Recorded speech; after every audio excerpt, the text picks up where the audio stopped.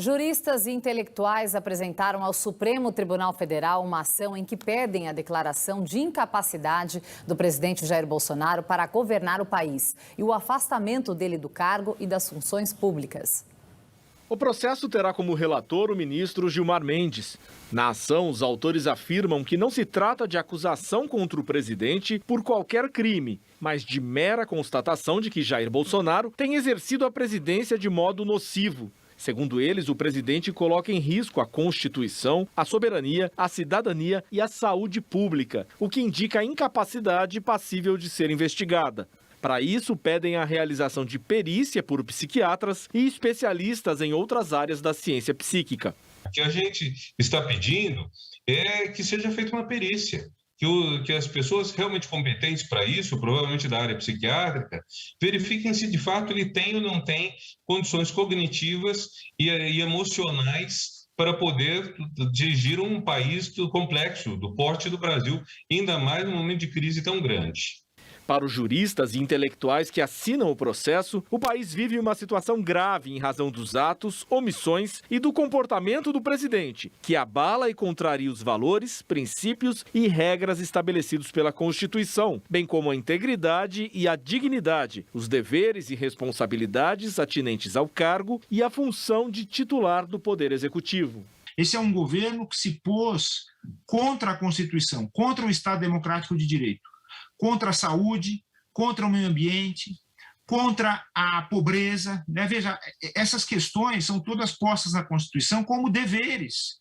E o presidente ou qualquer autoridade, juiz, deputado, seja quem for, jura obedecer à Constituição. Os autores dizem que a ação foi proposta diante da omissão da Procuradoria-Geral da República e da Câmara dos Deputados em tomar medidas contra o presidente. Eles lembram as dezenas de pedidos de impeachment de Bolsonaro por crimes de responsabilidade e até as denúncias feitas ao Tribunal Penal Internacional. O advogado Alfredo Atier Júnior diz que a legislação brasileira não tem um mecanismo para casos de incapacidade do presidente, como existe nos Estados Unidos.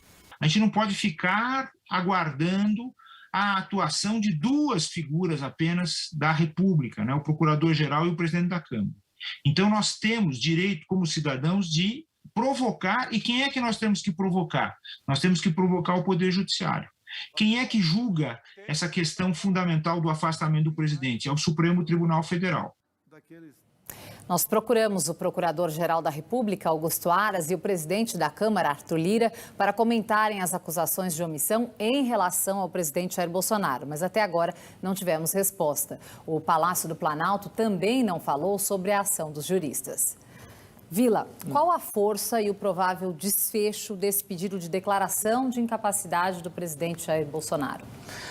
Eu acho que está muito bem fundamentado. Eu assinaria embaixo. Eu tive contato direto com ele uma vez, em 2017, durante 40 minutos. E realmente ele tem sérios problemas cognitivos, problemas emocionais, psiquiátricos e por aí vai. Quer dizer, a fundamentação está correta. Porém, creio que isso não vai dar andamento. Por quê?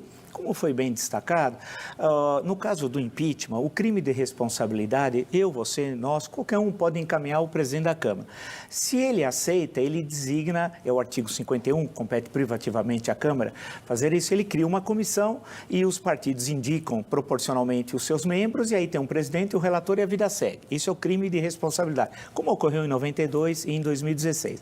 O outro mecanismo é a infração penal comum. Como foi bem lembrado também na entrevista, só uma pessoa pode acusar o presidente da República por infração penal comum, que nesse caso a Câmara autoriza, mas quem julga não é o Senado, mas é o STF, é o Procurador-Geral da República. É um absurdo. Essa é uma questão que o momento atual também vai exigir uma reflexão para o futuro, a curto prazo, que não é possível dar um poder tão grande em nome de 212 milhões de brasileiros para uma pessoa. No caso em tela, é o senhor Augusto Aras, que não vai acusar nunca o presidente da República por mais crimes, infrações penais comuns possa ter cometido e cometeu. Então, infelizmente, o que deve ocorrer, que eu acho que isso, apesar da provocação, que é a expressão que se usa no campo jurídico ao Supremo Tribunal Federal, isso não deve dar seguimento. Mas a sustentação é absolutamente correta.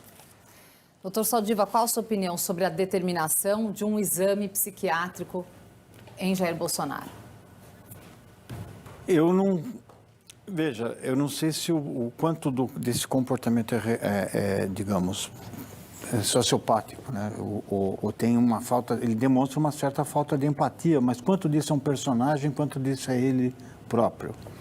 É muito leviano a gente comentar o comportamento, ainda mais numa situação como essa de doença psiquiátrica, mas deveria existir um dispositivo que, frente a ações bizarras, a própria sociedade médica se manifestasse, né?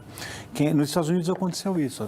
A Sociedade Americana de Psiquiatria elaborou um laudo psiquiátrico do presidente Trump nos seus últimos momentos e isso provocou o Congresso para que tivesse uma ação, e lá tem mecanismos legais de obrigar o presidente a fazer um exame psiquiátrico. Hoje você não pode obrigar ninguém a fazer exame nenhum.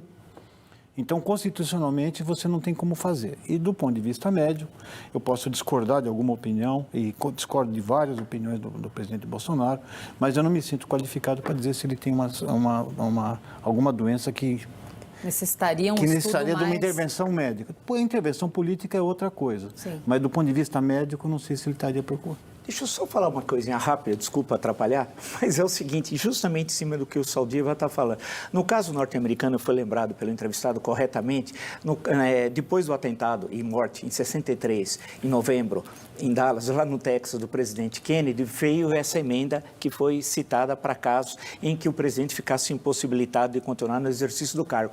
Havia um buraco constitucional e foi resolvido com a emenda. No nosso caso, é bom lembrar que foi citada a gripe espanhola. O Rodrigues Alves, o presidente, o único eleito 2 vezes na Primeira República, ele contraiu a gripe espanhola e não toma posse no dia 15 de novembro de 1918 e acabou morrendo em janeiro do ano seguinte. E quem assumiu a presidência, Delfim Moreira, tinha problemas sérios psiquiátricos, né? E aí criou-se um problema. Mas a Constituição de 1891 dizia, se o presidente não tivesse cumprido 2/3 do mandato, nesse caso teria que ter novas eleições. Então, isso resolveu o problema. Eu estou me referindo ao Delfim Moreira. E aí foi convocada novas eleições e foi eleito Epitácio Pessoa, no sistema da República Velha, em que o voto era aberto. O Epitácio Pessoa estava onde ele estava? Em Versalhes. Ele foi eleito presidente do Brasil, estando em Versalhes, na Conferência de Paz pós Primeira Guerra Mundial.